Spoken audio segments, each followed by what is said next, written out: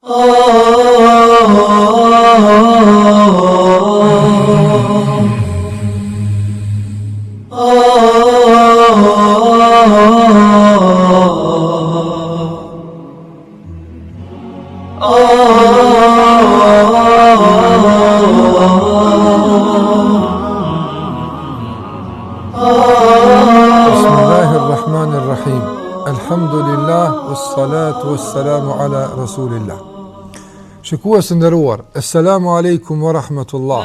Paqja dhe bekimi i Allahut dhe mëshira e Tij qofshin mbi ju. Falëndrimet dhe lavdrimet tona i takojnë vetëm Allahut të madhruar. Allahun e falenderojmë, vetëm atë adhurojmë dhe vetëm prej Tij ndihmë dhe falje kërkojmë. Paqja, lavdrimet dhe bekimet e Zotit qofshin mbi të dërguarin ton të fundit, Muhammedin alayhi salatu wassalam, mbi familjen e tij, mbi shokët e tij dhe mbi të gjithë ata që ndjekin në rrugën e tyre deri në ditën e fundit të kësaj bote.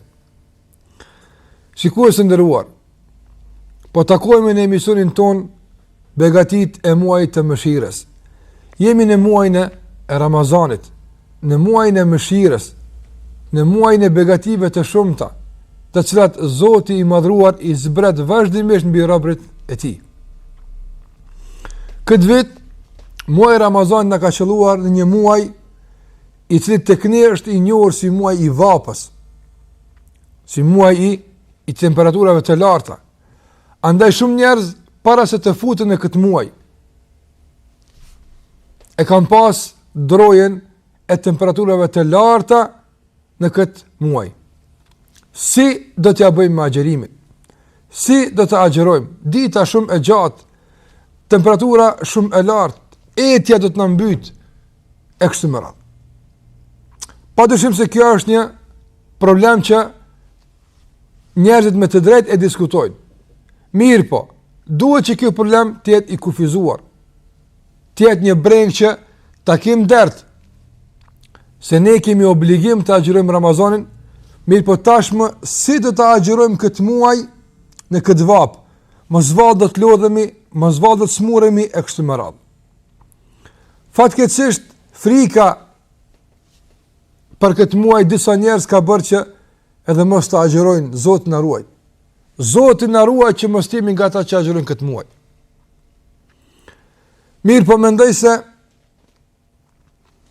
ata njerëz të cilët dallojnë mes muajve në të cilin bie Ramazani, me një fjalë, agjerojnë në dhjetor e nuk agjerojnë në korrik e në gusht. Agjerojnë në tetor e nuk agjerojnë në qershor. Këta njerëz që bëjnë këto dallimesh, padyshim se këta njerëz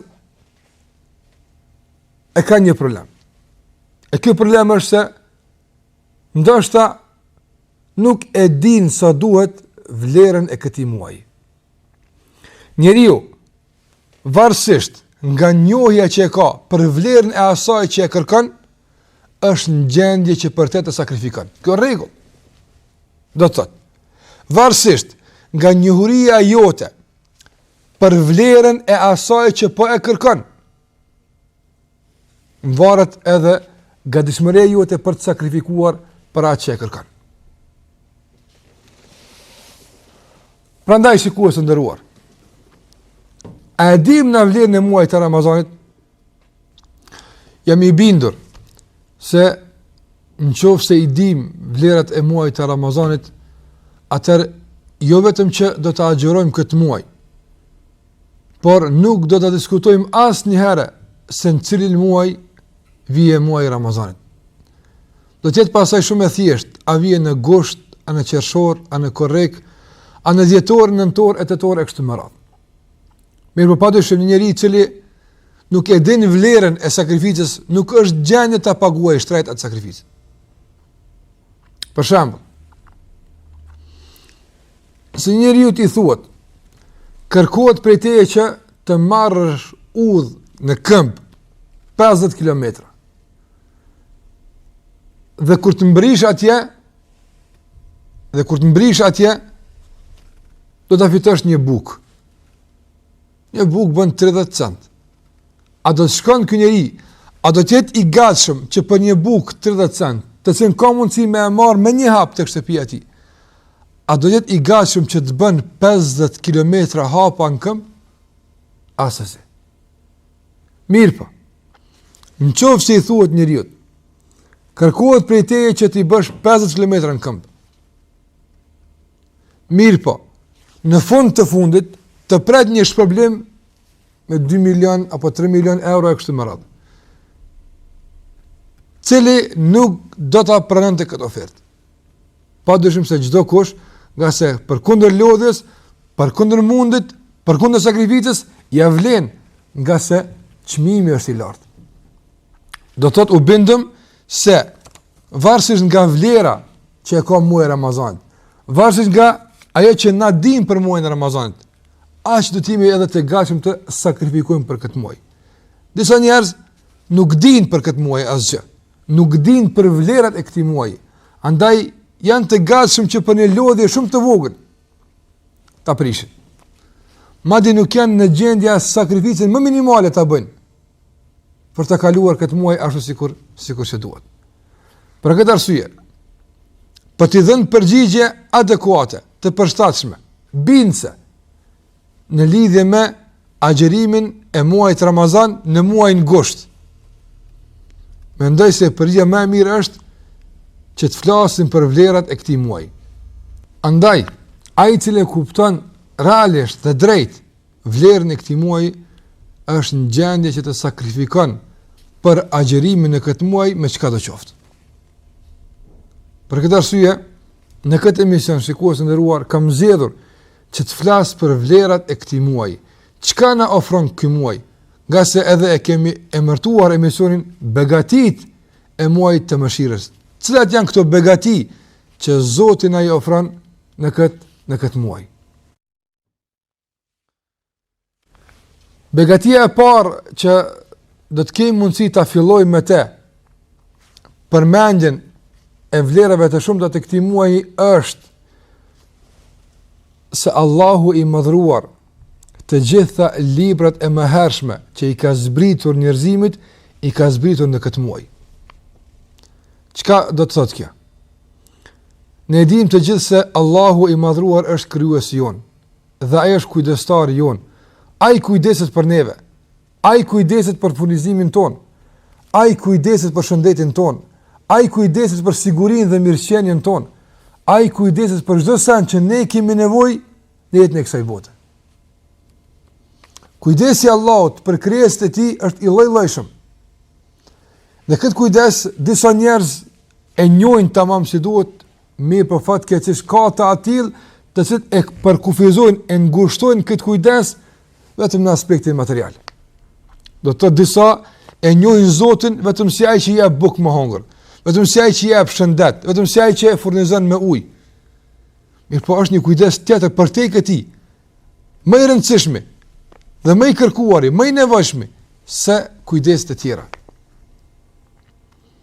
Ky është kujdesi për lidhjen tonë me Zotin, për të kaluar jetën tonë ashtu sikur që dëshiron Allahu i madhruar për neve. Për mos që jeta jonë e ndërtuar në kaos, në parregullsi, në shkputje lidhesh me Allahun e madhruar, Allahu i madhruar nga kujdesi i tij, nga mëshira e tij e vazhdueshme për neve, ka dërguar njerëz të cilëve u ka shpallur mësime nga ai, e këto mësime kanë të përmbajtur në vetën e tyre porosit e Zotit, të cilat kanë përmbajtur gjithashtu në vetën e tyre urdhra, ndalesa dhe mësime të ndryshme për jetën tonë. Këta njerëz janë të njohur në mesin tonë si të dërguar, si pejgambert e Zotit, të cilët kanë qenë të shumt dhe kanë ardhur me gjuhë të ndryshme varësisht tek popullit që janë dërguar. I dërguari i jonë është Muhamedi alayhi salatu wassalam, nga se me dërgimin e tij është mbyll misioni i të dërguarve. Ky është i dërguari i fundit dhe misioni i tij është valid dhe do të mbetet deri në ditën e gjykimit. Këtij të dërguari Allahu i madhruar i zbriti një libër që është i njohur tek ne me emrin Kur'ani. Kur'ani është fjalë e Zotit, është libër i Allahut, të cilin Allahu azza wa jall u zbriti njerëzve dhe i cili është i përshtatshëm dhe adekuat për çdo kohë dhe për çdo vend. Mirë po sikur që e ceka dhe më herët, Muhamedi alayhi salatu wassalam nuk është i dërguari i vetëm dhe Kurani nuk është libri i vetëm që Zoti e ka zbrit. Kishte edhe më herët e dërguar dhe kishte edhe më herët libra. Libra që e mëdha që ne besojmë në to është Tevrati, i cili i zbriti Musaut alayhi salam. Pastaj kemi Zeburin, i cili i zbriti Davudit alayhi salam. Pastaj është Injili që i zbriti Isaut alayhi salam dhe kemi Kur'anin i cili i zbriti Muhamedi sallallahu alaihi wasallam. Këto libra të mëdha që përmbanin në vetën e tyre mësimet e Allahut azza xal. Mirë po, librat e mëhershëm ishin të kufizuara në kohë, do të thotë mësime që Zoti i zbriti në Tevrat, në Injil, ishin të kufizuara me kohë, nga se Zoti kishte vendosur që ta dërgonte një të dërguar, i cili me mësimet e tij do t'i japte vul të gjithë pejgamberëve dhe libri i tij do të jetë vul për të gjithë pejgamberët. Ky është mësimi i domosdoshëm, kjo është feja jon, kjo është baza e fesë tonë.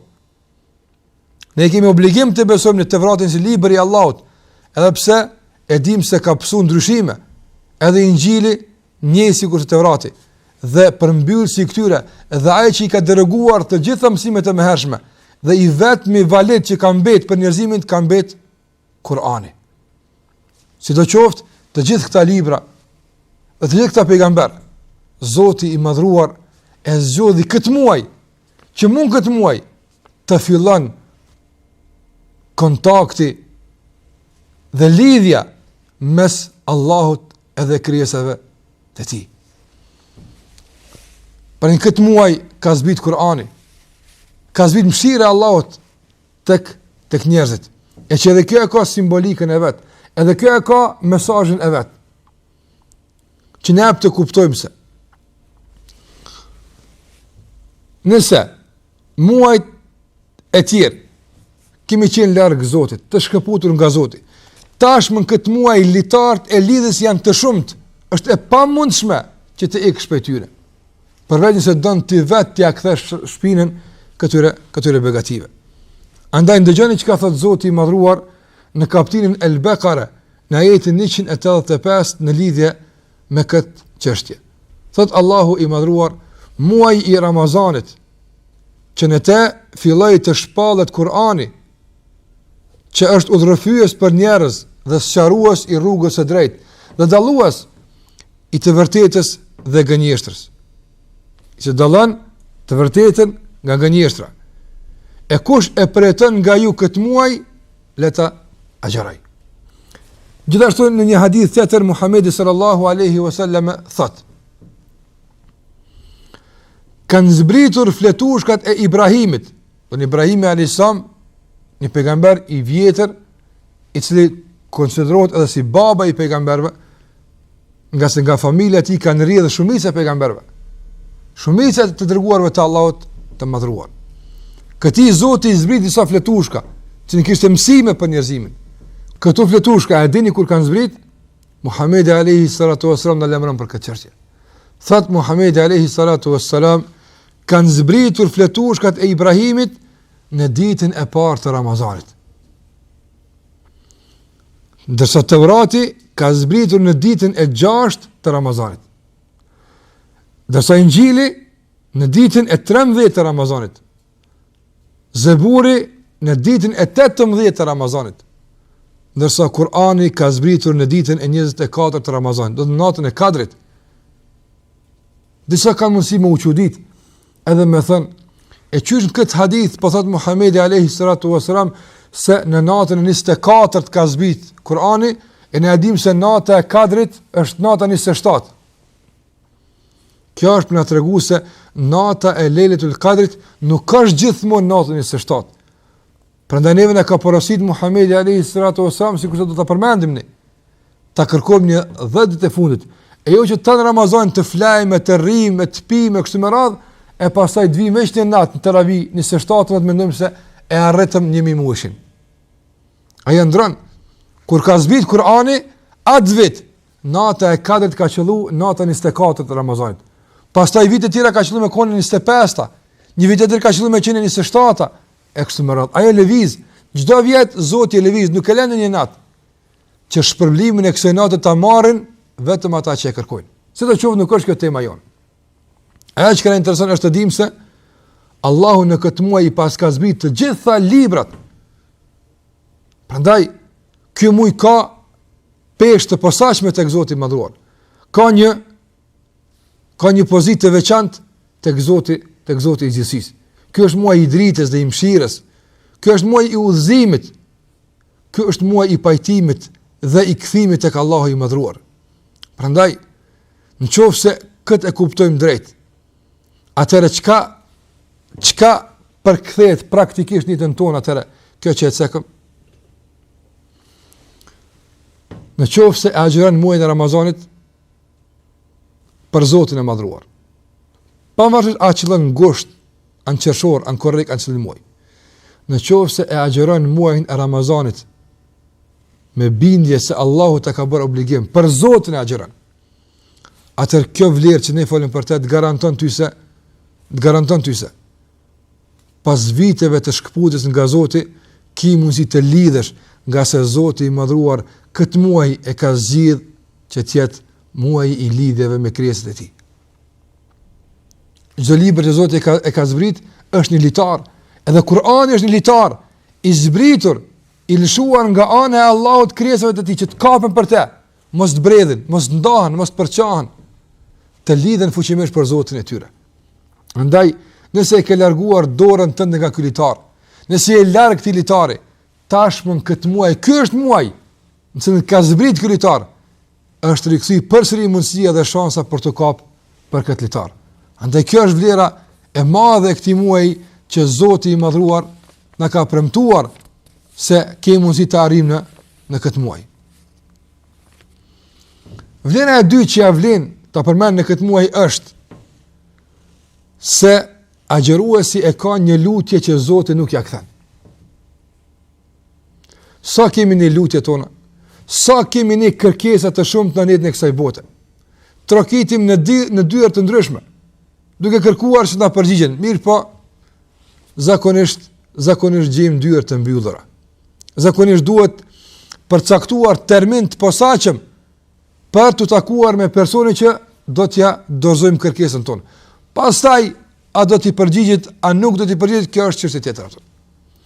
Edhe pse këto kërkesa që ne i adresojmë tek personat e caktuar janë të kufizuara, sa kemi kërkesa të tjera që po të bashkoheshin të gjithë njerëzit bashkë, nuk do të kenë mundësi që të na kryejnë atë nevojë apo të na ofrojnë atë kërkesë që ne po e kërkojmë.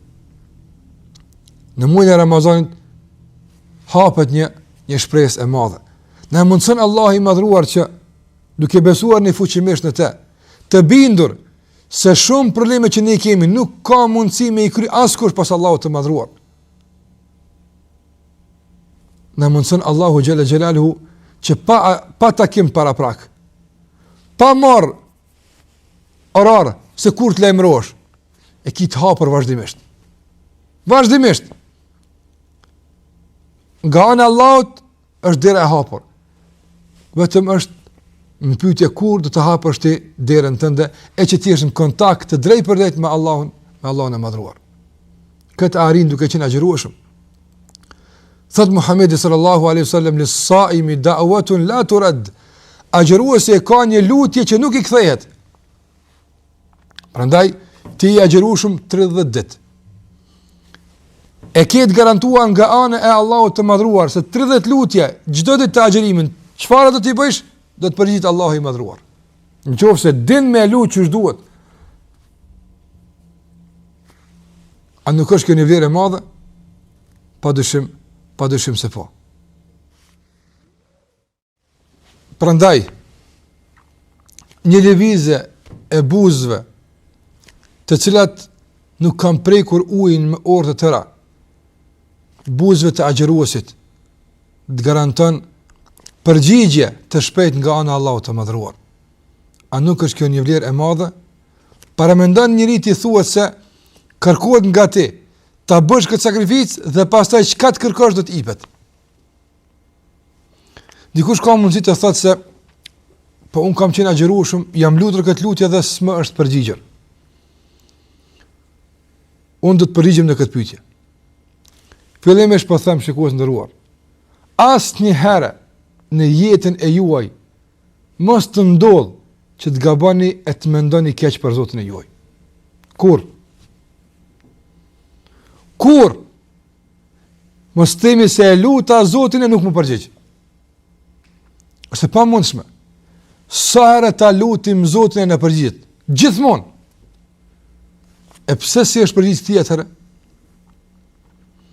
Nga se Zoti e din çka është më mirë për neve. Për shembull, ti lut Zotin për diçka që ty duket me mendjen tënde të kufizuar, të duket se është e mirë. Mirë, pas një muaji ti e vlen se kjo nuk ka qenë e mirë. Pas një kohë shumë të shkurt. Dhe bëhesh pishman pse e kërkove këtë punë. E Zoti i cili është i gjithdijshëm, i cili e din çka do të ndodhë ty tash, nesër, mas një muaji, mas një viti, e din se ajo që po e luti a është e mirë për ty, për tërkon apo vetëm për një moment të caktuar. Prandaj nga mëshira ndaj teje, duke të mëshiru, i thot me lajkeve të tij, këtë kërkesë të robit tim mos e përfillni, mos ju përgjigjni, nga se është dëmshëm për te, nuk është duke di çka po lut, mi po jepeni këtë më të mirë. Ose ka pas një keqje me të ndodh. E këtë keqje që ka pas me ndodh, Zoti e din, nga se është i gjithdijshëm. I thot me lajkeve të tij, kjo kërkesë që po e lut robi im, që po e kërkon krijesa ime, është shumë e vogël. Është shumë e vogël. Mos ju përgjigj kësaj, nga se edhe nëse nuk e merr këtë nuk dëmtohet shumë. Mirë, po largojeni këtë keqje që ka pas me godit, nga se kjo nëse godit është shumë e dëmshme për te. Andaj, na mendojmë se nuk po na përgjigjet. Na mendojmë, nga se na jemi të kufizuar në mendjen tonë. Neve na verban kërkesa jonë. A ke pa ndonjëherë kur të godet një problem, të bijemi sy dhe nuk shem asgjë. Jemi të kufizuar. Prandaj o agjërues, nuk ka lutje që ti lut Zotin ai që nuk të përgjigjet. Është pa mundshme, nga se Allahu ka garantuar kështu, e Allahu e flet vërtetën. Prandaj ti lut Allahun për diçka, ajo që ti lut Zotin është e garantuar që do të përgjigjet Allahu i madhruar. Mirë po, kjo përgjigje pastaj varet. A do të jetë muaja që ke kërkuar, apo do të jetë diçka shumë më e mirë, apo do të jetë largimi ndonjë telashe që ti nuk e din, që ka pas më të godit, po Zoti ta largon atë. Kjo është ajo që duhet të dim. Kjo është vlera e agjerimit. Ai që han në Ramazan se ka këtë privilegj. Ai që han gjatë ditës si nuk agjeron. Pastaj thot valla pe lut Zotin pas po përgjigjet. Normal. Allahu ka thënë se në Ramazan kjo vlerë është për agjeruesit. Për këtë arsye, a nuk është kjo vlerë e madhe? A nuk është kjo një stimulim i fuqishëm që na shtyn drejt agjerimit pavarësisht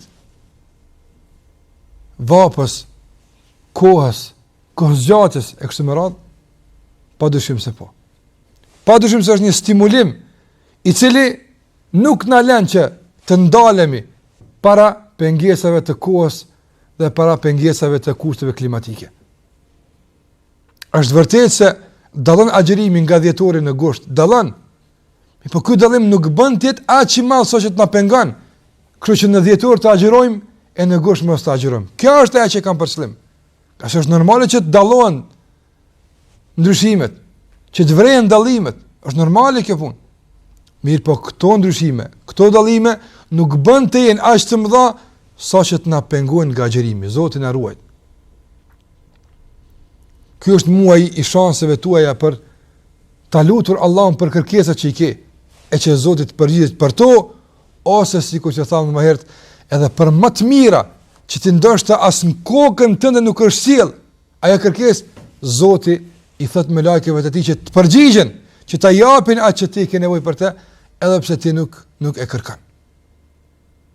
Sa ndodh me shku tek mjeku, ti kërkon diç, i pa e tjep diçka tjetër që është më e mirë se ti, nga ti nuk din çka ty duhet. Kjo është me mjekun, me krijesën. e si qëndron me Allahun xhalla xhelalu, i cili din çdo sen, nuk varet nga koha as nga vendi.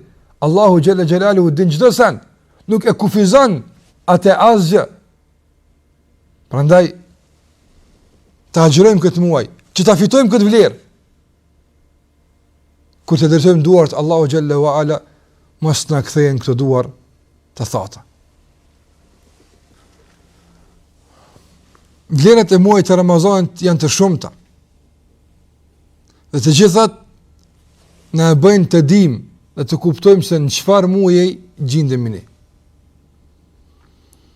Dhe sikur që e thash më herët, njohja jonë për këto vlera në ngrit në shkallën e lartë të gatishmërisë për të sakrifikuar çdo sen për të kaluar këtë muaj ashtu sikur që duhet. Deri më tani i përmenda vetëm 2 nga këto vlera. Në kam betë edhe shumë të tjera.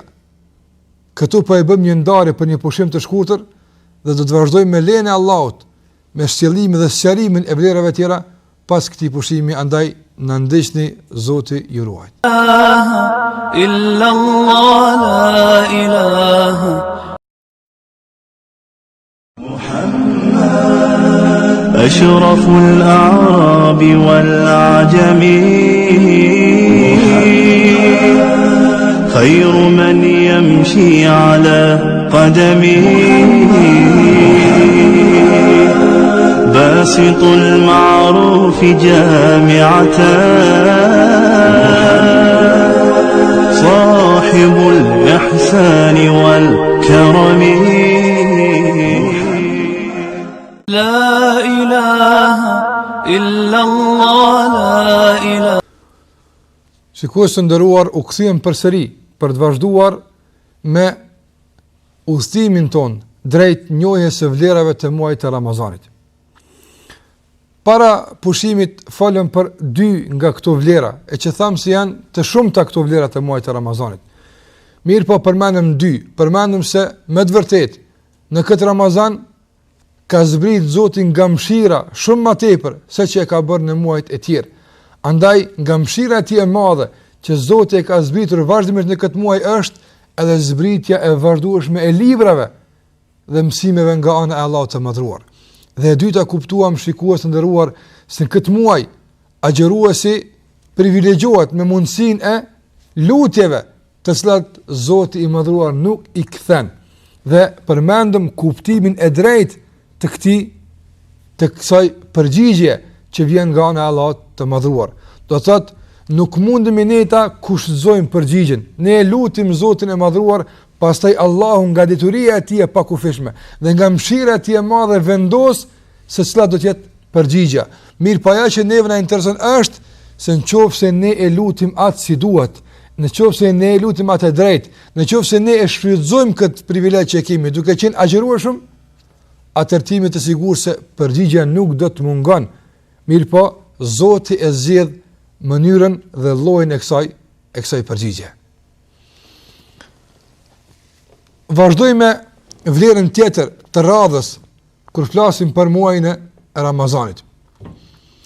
Ne si besimtar, ne si musliman, duke u bazuar në mësimet e Kur'anit që Zoti i Madhruar na ka zbritur, ne besojmë se do të vdesim dhe pas vdekjes do të ringjallemi. Dhe pas ringjalljes ka llogari për veprat tona dhe në bazë të suksesit të treguar në këtë llogaridhënie do të varet edhe përfundimi jon. A do të jetë në xhennet e që lutim Allahun që të jetë në xhennet, apo do të jetë Zoti na ruaj dhe na mbrojt nga xhenemi. Ky është besimi islam. Dhe mbi këtë besim ndërtohen adhurimet tona. Ai që nuk beson se ka më ringjall, nuk ka mundësi të agjeron. Dhe ai që agjeron për shkak se beson në ringjallje, beson në llogaridhënie. Për këtë arsye ai agjeron. Ai beson se ka jetë të përtejme, ka xhennet.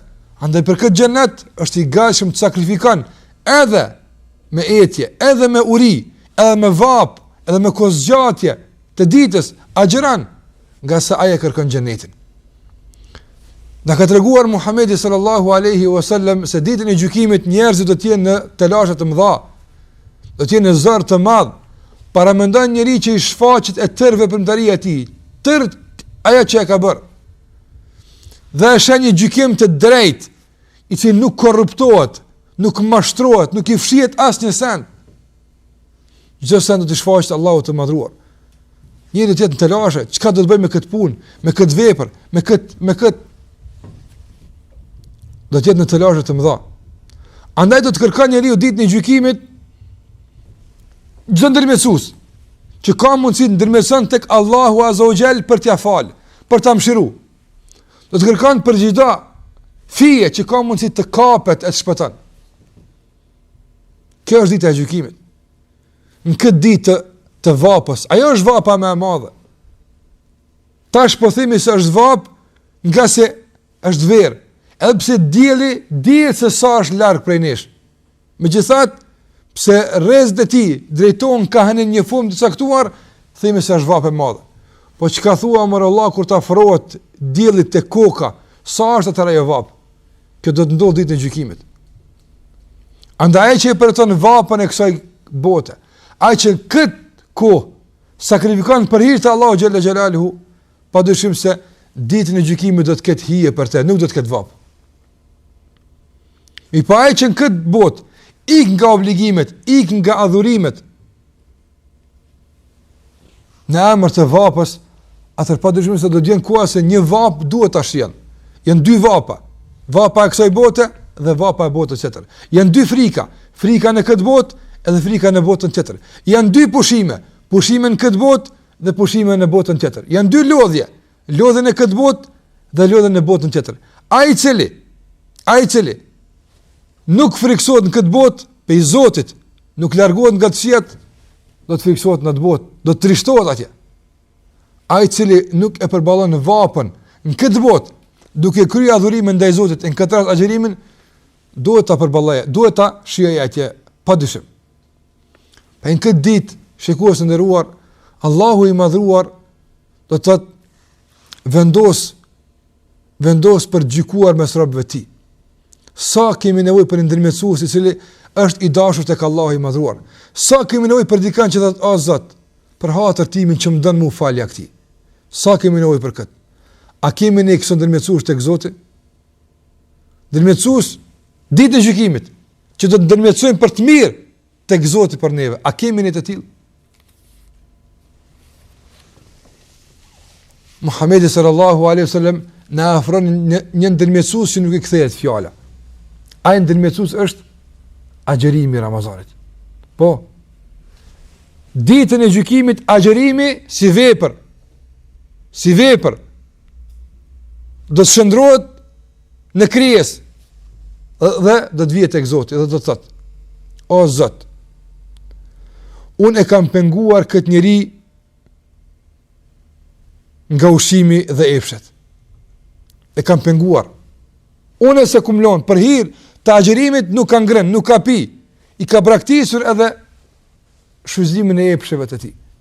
Prandaj, o Zoti im, më prano mua ndërmjetësues për t'ia falë këtij njeriu."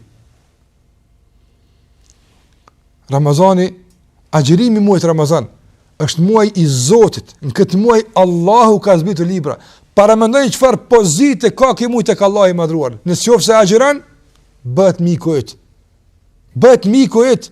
Ditën e gjykimit shkon tek Allahu xhalla xhelalu dhe i thot: "O Zoti im, unë këtë njeri në ditët e vapës, në ditët e temperaturave të larta, unë e pengoja nga pija. Për shkak se ishte agjërueshëm, nuk pinte ujë. Deri një kohë të caktuar, deri në perëndimin e diellit. Nuk merrte ushqim, edhe pse ishte i lodhur dhe i raskapitur dhe me nevojë për ushqim.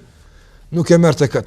Andaj, o Zoti im, bërëm mua ndërmjetësues të ti. Më prano mua, o Zot, të mjaftueshëm si ndërmjetësues për t'ia falë mëkatet, për t'ia mundsuar xhenetin, për ta shpëtuar këtë njerëz." A nuk është kjo një vlerë e madhe? Për çka e hup njëri këtë mik? Këtë shok, këtë besnik të madh, për çka e hupim? Për një padurim të një kohe shumë të shkurtër. Ramazani shkon shumë shpejt. Po se e ka fillu, do të befasoheni kur do të vijmë në fund të Ramazanit dhe të fillojmë të flasim për Bajramin. Do të fillojmë që pas sa shpalasëm mesazhin e urimit të Ramazanit shumë shpejt. Po thuajse do të ndodh nesër, do të shpalosim mesazhin e urimit të muajit, të përfundimit të muajit të Ramazanit dhe të orës së Bajramit. Shumë shpejt. Prandaj le të bëjmë sabër pak. Le të durojmë vetëm pak që mos t'i humbim këto vlera që Zoti i Madhruar na i ka garantuar në qoftë se ne agjerojmë. Dhe vlera tjetër që mund ta përmendi këto shikues nderuar dhe me të dëshoj ta përfundoj këtë emision. Emisioni përfundon, por asesi nuk përfundojmë vlerat e këtij muaji të bekuar. Ne duhet ta përfundojmë, nga se koha është ajo e cila e kufizon komunikimin tim me juve. Andaj duhet ta përfundoj. Mirë, po duhet që ta dim se nuk përfundojmë vlerat e muajit të Ramazanit. Dhe për fund që duhet ta përmendi në lidhje me këtë muaj është se kush e agjeron Ramazanin, i falen gjunohet që i ka bërë. Kush e agjeron muajin e Ramazan, i falen mëkatet që i ka bërë. Thot Muhamedi sallallahu alaihi wasallam, men sama Ramadana imanan wa ihtisaban ghufira lahu ma taqaddama min dhanbi. Ai cili e agjeron muajin e Ramazanit me besim në Zotin. Çka nuk kupton kë me besim në Zotin? Që kur të pyetet nga dikush, pse po agjeron? Thot, unë po agjeroj nga se unë besoj në Allahun, e Allahu ma ka bërë obligim dhe unë i nështrojmë Zotit tim. Kush kështu të agjeron Ramazanin, jo për shkak të fjalëve, të traditave, të rendeve, kështu më radhjaja. Agjeron pse Zoti ja ka bërë barq. Thot Muhamedi sallallahu alaihi wasallam, kush agjeron muajin e Ramazanit për shkak se Zoti ja ka obligu dhe shpreson shpërblim tek Allahu, pse po agjeron? Unë du xhenet. E di që xheneti fitohet me agjerim. Kjo është me shpresu shpërblimin. Do të thotë kush agjeron muajin e Ramazanit me besim në Allahun dhe me shpresim në shpërblim, ja fal Allahu të gjitha mëkatet që i ka bërë më herët. A nuk është kjo vlerë e madhe? A nuk do të agjerojmë për të na u falë mëkatet? A do të japim përparësi një gotë ujë para faljes së mëkateve? Padyshim se ky është një dështim i madh nëse ne e bëjmë këtë. E unë shpresoj që askush nga ju nuk do ta bën këtë, por do të agjerojmë. Nga se për mbi gjitha këto vlera unë thash në fillim shikues të nderuar, si janë një stimulim. Mirë po, stimulimi më i madh që na bën të qëndrueshëm, stabil, të agjerojmë muajin e Ramazanit pavarësisht rrethanave, pavarësisht kurseve klimatike, është besimi jon i paluhatshëm dhe i pakontestueshëm në Allahun Azza wa Jall. Është e vërtetë se në këtë muaj ka mëshirë, është e vërtetë se në këtë muaj është një lutje që nuk kthehet, është e vërtetë ajo që i ceka deri më tani dhe shumë të tjera. Dhe duke njohur kështu Ramazanin ne agjerojmë, nga se e dim se është muaj i veçantë. Mirë, po mbi gjitha, pse ne agjerojmë? Agjerojmë për shkak se na besojmë në Zotin. Mjafton që Zoti na ka obliguar Ramazanin dhe ne si krijesat e Tij ti nështrojmë vetëm atij. Kjo është e mjaftueshme. Ato tjerat janë ndihmëse që na ndihmojnë qëndrojmë stabil në këtë muaj të vapës, të agjerojmë Ramazanin ashtu sikur që Zoti neve na ka obliguar. Andaj shikues të nderuar, duke besuar në Allahun e Madh dhe duke qenë të bindur për momentin e takimit me të, dhe duke qenë të bindur për momentin e shpërblimit të madh që do ta marrim nga Zoti i madhruar, le ta agjerojmë. Le ta agjerojmë agjerim çfarë don Zoti jon, çfarë e pranon Allahu xhalla xhelaluhu për neve. Kështu do të jetë i këndshëm, besomni, betohem në Allahun e Madh. Kush agjeron kështu, kush që sa ti vjen ndjenja për ujë, thot nevoja ime për ujë është padyshim e madhe, mirë po nevoja ime për mëshirën e Allahut është shumë më e madhe. Nevoja ime për ushqim është e madhe, mirë po nevoja ime për të mi falë Zoti mëkatet është shumë më e madhe. Andaj do t'i jap përparësi mëshirës së Allahut ndaj etjes time. Do t'i jap përparësi faljes që vjen nga Allahu ndaj ushqimit tim e kështu me radhë. Ky është agjëruesi. Besimtari sinqert, i den, stabil, i fuqishëm në besimin e tij në Zotin e tij. Agjeron agjerim i cili sikur që se ka merret nuk varet nga kushtet klimatike, por varet nga besimi i tij i thellë në zemrën që e ka. Ju dëshiroj agjerim të këndshëm, të lehtë, dhe ju dëshiroj iftar të mirë, të këndshëm dhe të lehtë, syfyr gjithashtu të këndshëm dhe të mirë. Dhe e lusë Allahun e madhruar, që çdo lutje që ju i drejtoheni atij, Allahu xhalla xhelalu ti përgjigj lutjeve tuaja. E lusë Allahun e madh që mëkatet tona të na i fal. E lusë Allahun e madh që në rrugën e drejtë na udhëzon. E lusë Allahun e madhruar që agjërimin ton të pranon. Dhe gjitha veprat e mira që ne i bëjmë në këtë muaj, Zoti na i pranon. Dhe çdo vepër të ligë ndoshta, çdo fjalë që të pahishme që bëron nga goja jon, apo dal nga gjymtyrët tona, Zoti na e fal. Ajo është i mëshirshëm. Ti kthehemi atij. Çdo mos pajtim që kemi mes veti, për hir të muajit të agjërimit, Zoti na pajtoft. Në mundësove çdo ngatërres të largohet prej neve. E të vjen në vend të saj mëshira, lidhja e fuqishme, pajtimi mes nesh. Zoti është shpëlej për këtë durim që treguat për të na ndjekur në këtë emision të radhës. Do të kemi përsëri takime të tjera. Deri atëherë, Zoti i madhërujt, Zoti ju falt, Zoti ju bashkoft dhe të gjitha të mira në këtë botë dhe në botën tjetër, Zoti ju adhasht. Takohemi në takimin e ardhshëm. Assalamu alaikum wa rahmatullah.